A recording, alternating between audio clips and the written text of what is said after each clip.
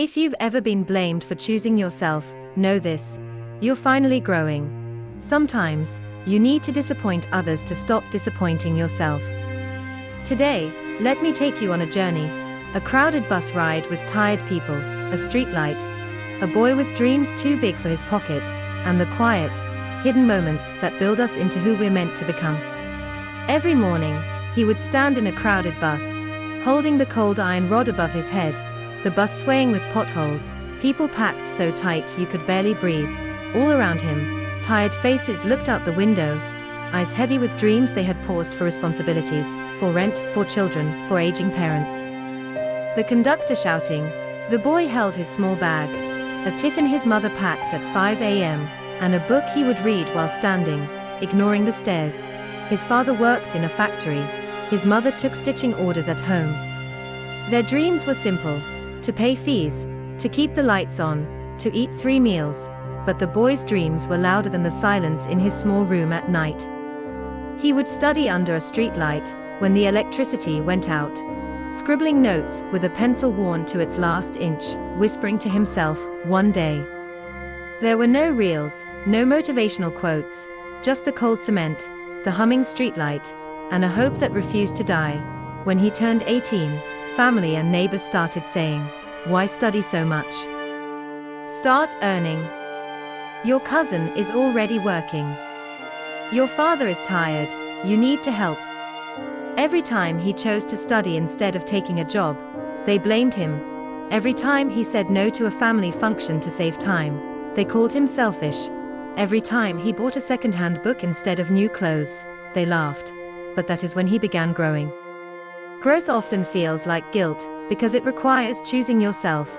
Some nights, he would return from the library after walking 4 kilometers, legs hurting, skipping dinner to save for exam forms. He would see friends going out, eating ice cream, posting selfies, while he stared at equations, words dancing before his tired eyes. He would cry quietly on some nights, turning his face to the wall so his mother wouldn't see. His father's hands were rough from years of labor, and he couldn't add his burden to them. Growth is silent.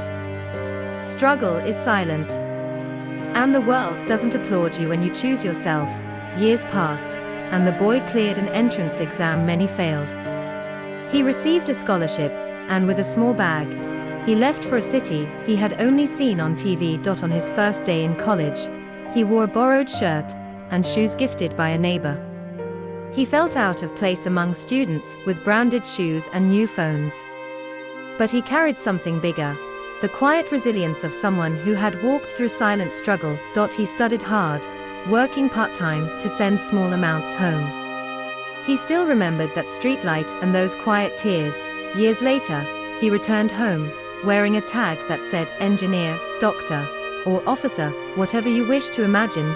He walked into an office building, head held high, the same building his father once cleaned before dawn. No drum rolls, no loud music, but a silent victory that echoed in his heart. He looked up, closed his eyes, and smiled, remembering every moment he was blamed for choosing himself, and he was grateful he did. If you are in your season of silent struggle, remember, seedling growth is silent. Seedling struggle is silent. Seedling choosing yourself may disappoint others, but it will save you. Seedling one day, your silent victories will speak for themselves. If you're in the bus ride of your life, surrounded by tired faces, keep your dream alive. Behind every smile is a story, and yours is still being written. If this story touched you, comment, "I am choosing myself." Like this video to inspire someone else who might be struggling in silence. Subscribe to Behind Every Smile for more real-life motivation. Remember, behind every smile, there is a story worth telling, and you are living yours. His ID card now carried a title. His family smiled more often. The home felt lighter.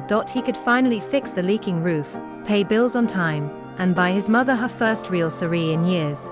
But here's what no one tells you: even after you make it, the weight doesn't disappear.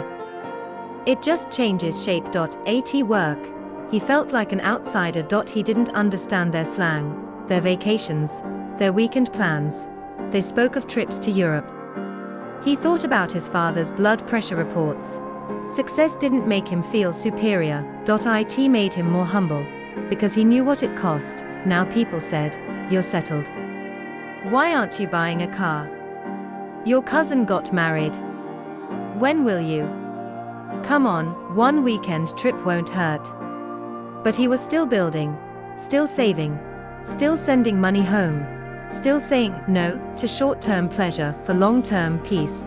He didn't post much on social media. No flashy watches. No luxury shots.